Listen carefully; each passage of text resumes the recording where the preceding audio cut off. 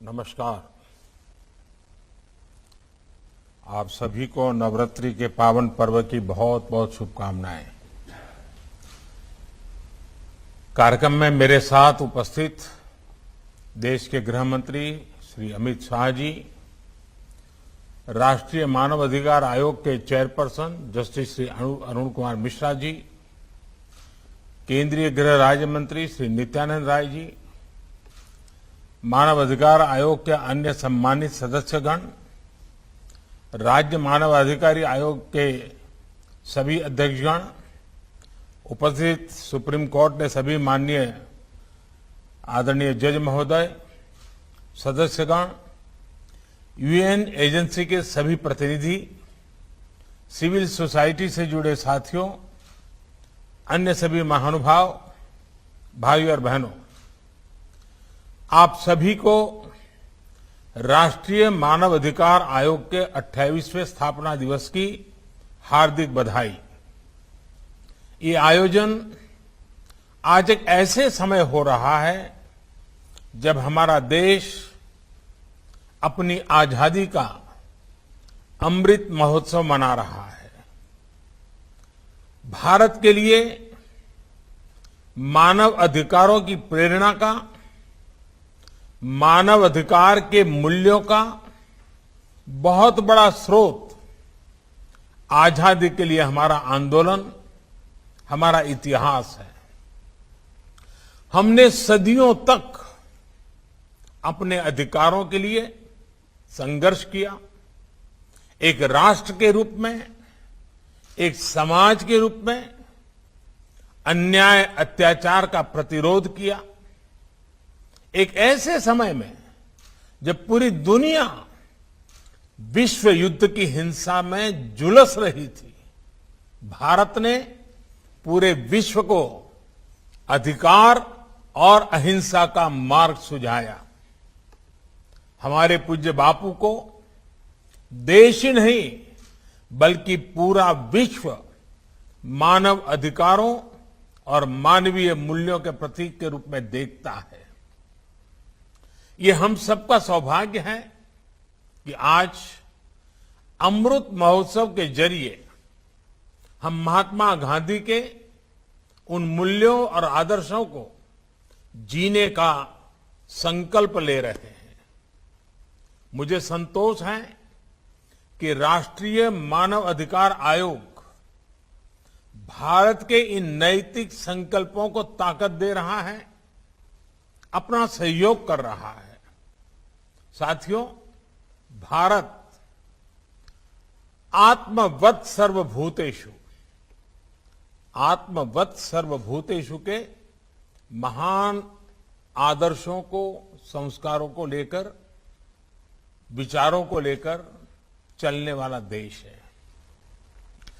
आत्मवत् सर्वभूतेषु यानी जैसा मैं हूं वैसे ही सभी मनुष्य हैं।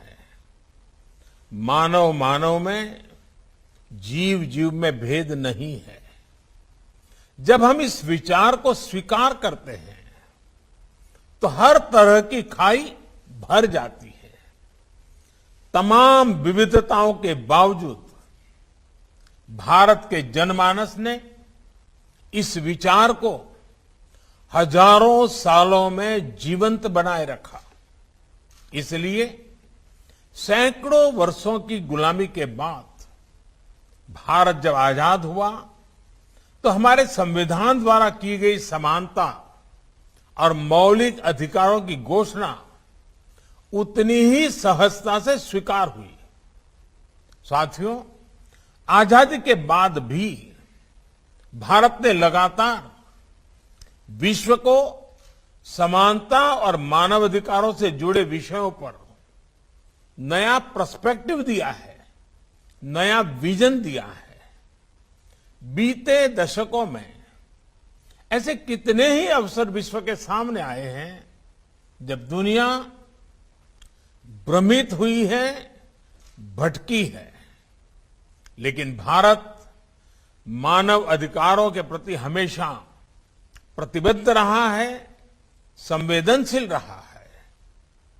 तमाम चुनौतियों के बाद भी हमारी ये आस्था हमें आश्वस्त करती है कि भारत मानव अधिकारों को सर्वोपरि रखते हुए एक आदर्श समाज के निर्माण का कार्य इसी तरह करता रहेगा।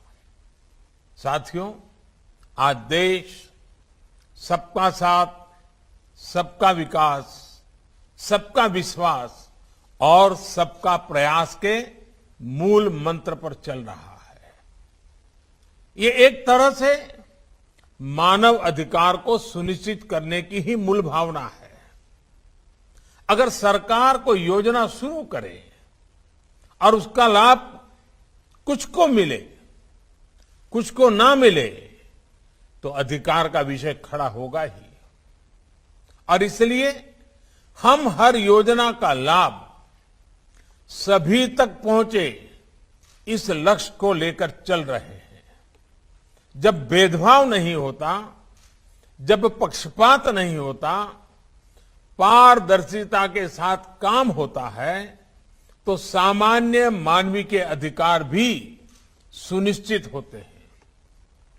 इस 15 अगस्त को देश से बात करते हुए मैंने इस बात पर बल दिया है कि अब हमें मूलभूत सुविधाओं को 100% सैचुरेशन तक लेकर जाना है। ये 100% सैचुरेशन का अभियान समाज की आखिरी पंक्ति में, जिसका अभी हमारे अरुण मिश्रा जी ने उल्लेख किया, आखिरी पंक्ति में खड़े उस व्यक्ति के अधिकारों को सुनिश्चित करने के लिए जिसे पता तक नहीं है कि ये उसका अधिकार है। वो कहीं शिकायत करने नहीं जाता, किसी आयोग में नहीं जाता।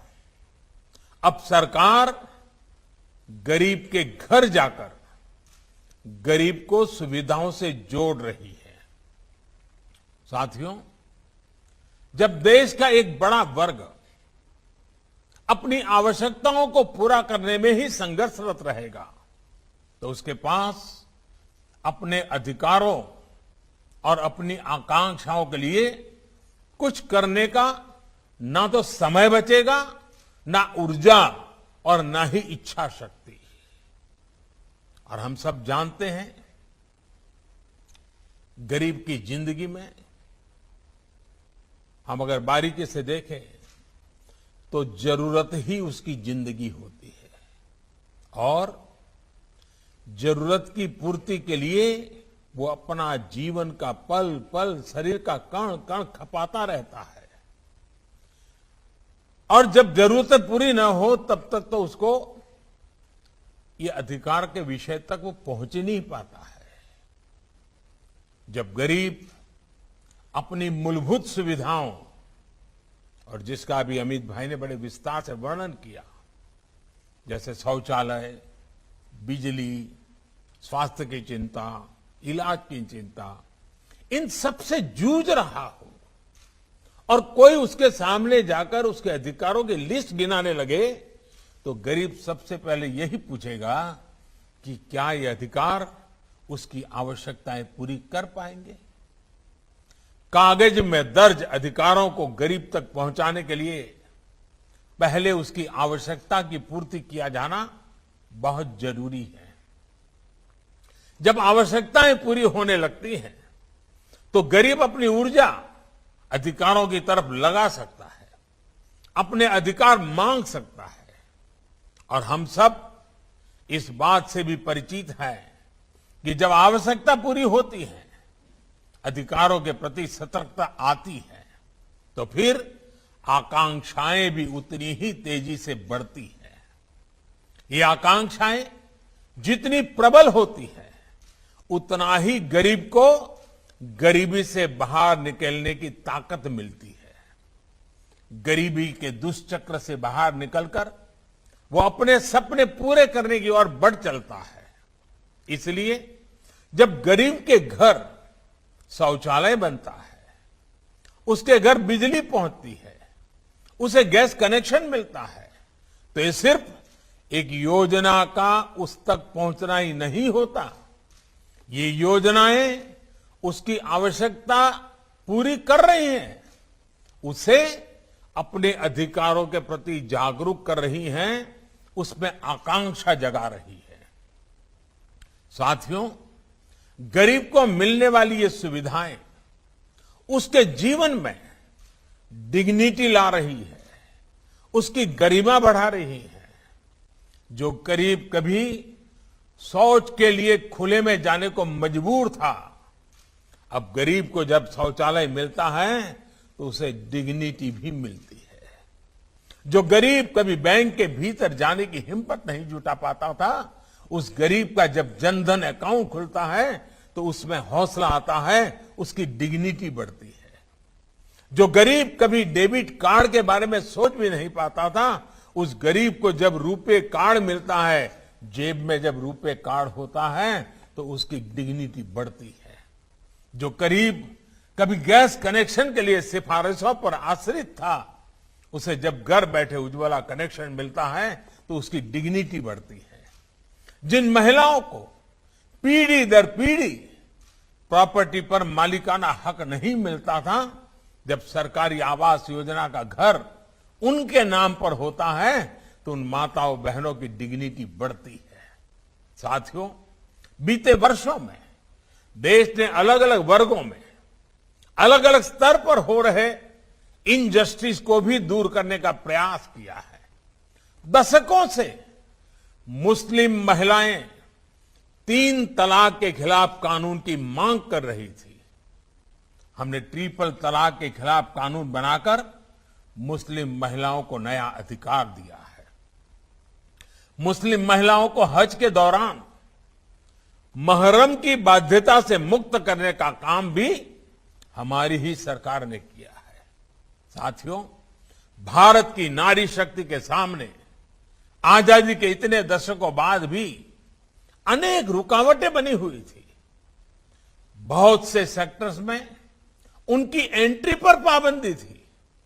महिलाओं के साथ इनजस्टिस हो रहा था। आज महिलाओं के लिए काम के अनेक सेक्टर्स को खोला गया है।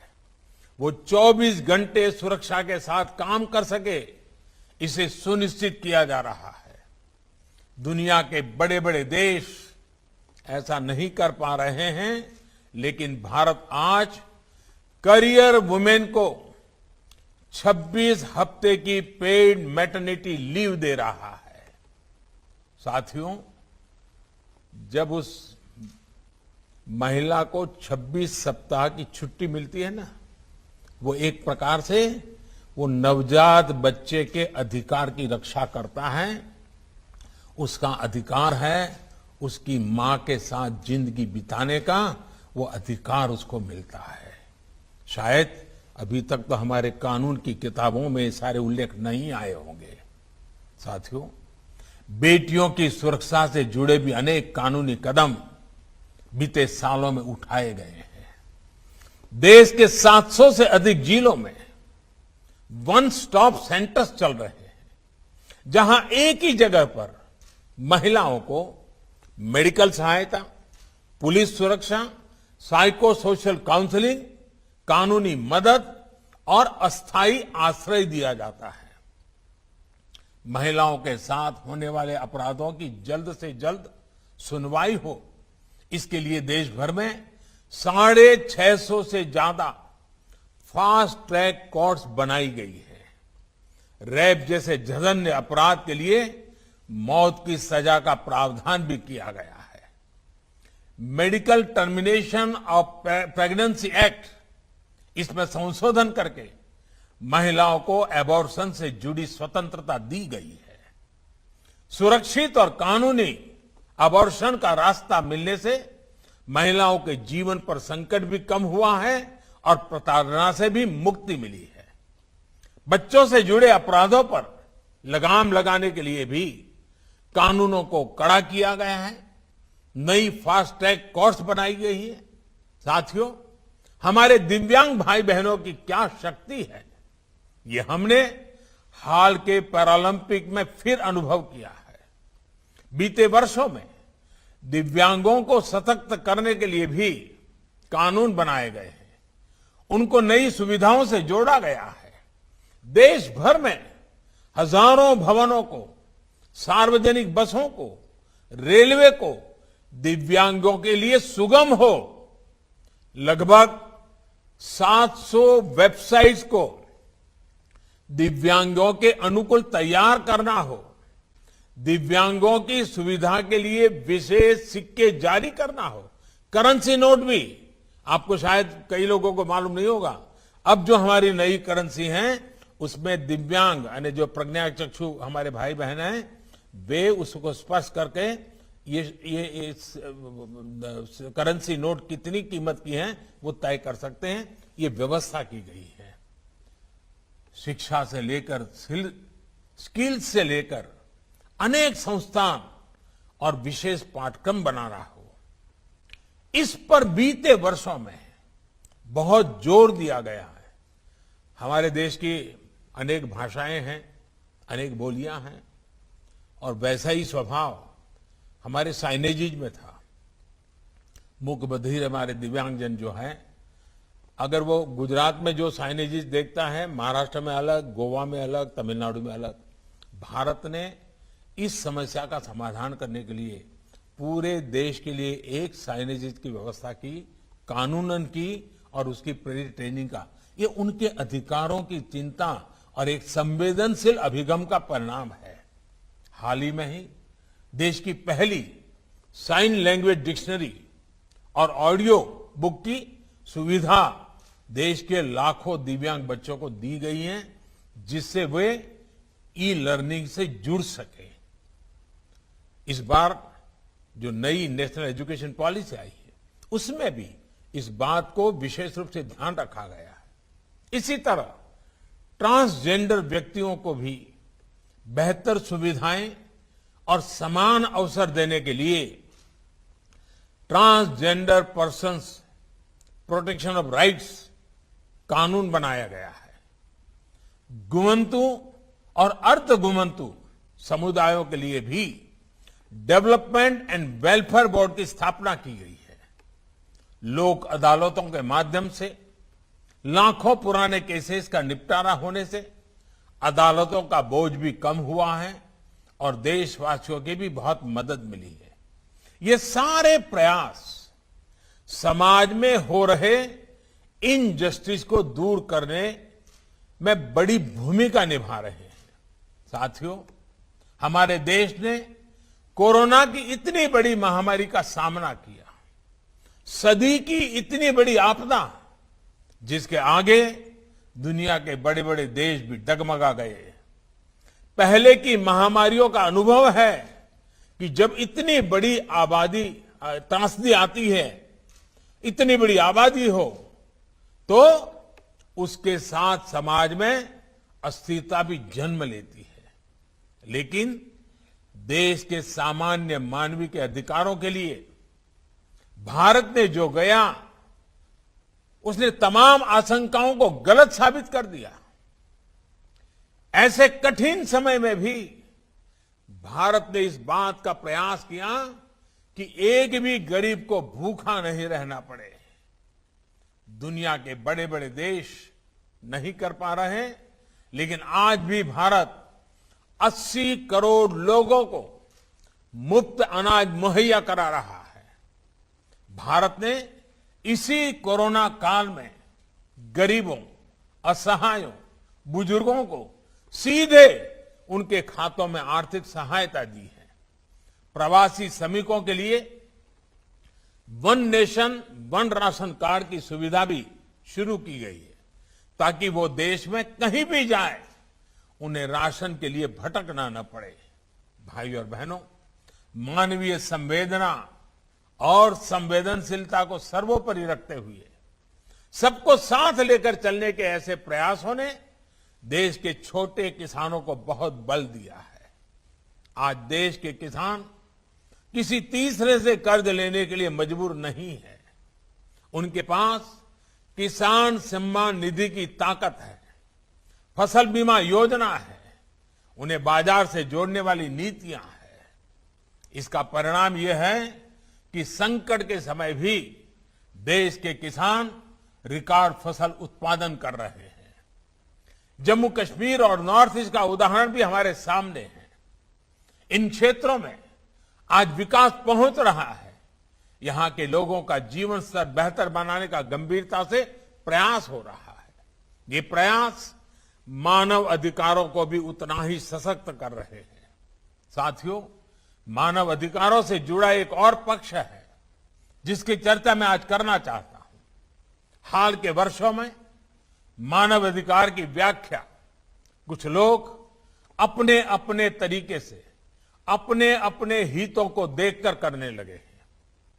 एक ही प्रकार की किसी घटना में कुछ लोगों को मानव अधिकार का हनन दिखता है और वैसी ही किसी दूसरी घटना में इन्हीं लोगों को मानव अधिकार का हनन नहीं दिखता। इस प्रकार की मानसिकता भी मानव अधिकार को बहुत ज्यादा नुकसान पहुंचाती है। मानव अधिकार का बहुत ज्यादा हनन तब होता है जब उसे राजनीतिक रंग से देखा जाता है, राजनीतिक चश्मे से देखा जाता है, राजनीतिक नफा नुकसान के तराजू से तोला जाता है। इस तरह का सिलेक्टिव व्यवहार लोकतंत्र के लिए भी उतना ही नुकसानदायक है। हम देखते हैं कि ऐसे ही सिलेक्टिव व्यवहार करते हुए कुछ लोग मानव अधिकारों के हनन के नाम पर देश की छवि को भी नुकसान पहुंचाने का प्रयास करते हैं। ऐसे लोगों से भी देश को सतर्क रहना है।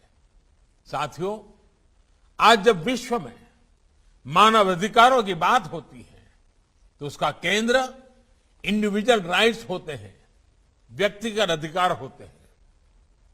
ये होना भी चाहिए, क्योंकि व्यक्ति से ही समाज का निर्माण होता है और समाज से ही राष्ट्र बनते हैं। लेकिन भारत और भारत की परंपरा ने सदियों से इस विचार को एक नई ऊंचाई दी है। हमारे यहां सदियों से शास्त्रों में बार बार इस बात का जिक्र किया जाता है, आत्मनः प्रतिकूलानि परेशान न समाचारेत, यानी जो अपने लिए प्रतिकूल हो वो व्यवहार दूसरे किसी भी व्यक्ति के साथ न करें। इसका अर्थ यही है कि मानव अधिकार केवल अधिकारों से नहीं जुड़ा, बल्कि ये हमारे कर्तव्यों का विषय भी है। हम अपने साथ साथ दूसरों के भी अधिकारों की चिंता करें, दूसरों के अधिकारों को अपना कर्तव्य बनाएं। हम हर मानव के साथ समभाव और ममभाव रखें। जब समाज में ये सहजता आ जाती है तो मानव अधिकार हमारे समाज का जीवन मूल्य बन जाता है। अधिकार और कर्तव्य ये दो ऐसी पटरियां हैं जिन पर मानव विकास और मानव गरिमा की यात्रा आगे बढ़ती है। अधिकार जितना आवश्यक है, कर्तव्य भी उतने ही आवश्यक है। अधिकार और कर्तव्य की बात अलग अलग नहीं होनी चाहिए, एक साथ ही की जानी चाहिए। ये हम सभी का अनुभव है कि हम जितना कर्तव्य पर बल देते हैं उतना ही अधिकार सुनिश्चित होता है। इसलिए प्रत्येक भारतवासी अपने अधिकारों के प्रति सजग रहने के साथ ही अपने कर्तव्यों को उतनी ही गंभीरता से निभाएं। इसके लिए भी हम सब ने मिलकर के निरंतर प्रयास करना पड़ेगा, निरंतर प्रेरित करते रहना होगा। साथियों, ये भारत ही है जिसकी संस्कृति हमें प्रकृति और पर्यावरण की चिंता करना भी सिखाती है। पौधे में परमात्मा, ये हमारे संस्कार है। इसलिए हम केवल वर्तमान की चिंता नहीं कर रहे हैं, हम भविष्य को भी साथ लेकर चल रहे हैं। हम लगातार विश्व को आने वाली पीढ़ियों के मानव अधिकारों के प्रति भी आगाह कर रहे हैं। इंटरनेशनल सोलर अलायंस हो, रिन्यूएबल एनर्जी के लिए भारत के लक्ष्य हो, हाइड्रोजन मिशन हो, आज भारत सस्टेनेबल लाइफ और इको फ्रेंडली ग्रोथ की दिशा में तेजी से आगे बढ़ रहा है। मैं चाहूंगा कि मानव अधिकारों की दिशा में काम कर रहे हमारे सभी प्रबुद्धगण, सिविल सोसाइटी के लोग इस दिशा में अपने प्रयासों को बढ़ाएं। आप सबके प्रयास लोगों को अधिकारों के साथ ही कर्तव्य भाव की ओर प्रेरित करेंगे। इन्हीं शुभकामनाओं के साथ मैं अपनी बात समाप्त करता हूं। आप सभी का बहुत बहुत धन्यवाद।